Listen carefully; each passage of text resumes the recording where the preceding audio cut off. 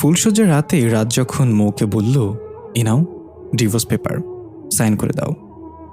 রাজের কথাটা মৌয়ের কলিজায় গিয়ে বিঁধল। মা মরা মেয়েটার ফুলসজ্জার রাতে ডিভোর্স পেপার সাইন করতে হবে এটা কখনো ভাবে নাই সে। হাতের কাঁচা মেহেদির সাজ, অপূর্ব লাগছে মেয়েটাকে। ডিভোর্স পেপারে সাইন করতে গিয়ে এক ফোঁটা চোখের পানি টপ করে কাগজের উপর পড়ল। জীবনটা সত্যি অদ্ভুত। 4 ঘন্টা আগে যেমন একটি কাগজে সাইন করে নতুন সম্পর্কে আবদ্ধ হয়েছিল, আর এখন একটা সাইন সে সম্পর্কটা প্রাণহীন করে দিল। এদিকে সাইন করা কাগজটা হাতে নিয়ে রাজ বলল, সরি মৌ, আমার কিছু করার নেই। পরে যদি তুমি আমাকে ডিভোর্স না দাও, তাই ঝামেলা আগেই মিটে নিলাম। আর হ্যাঁ, আমার সাইনটা বাকি রাখলাম।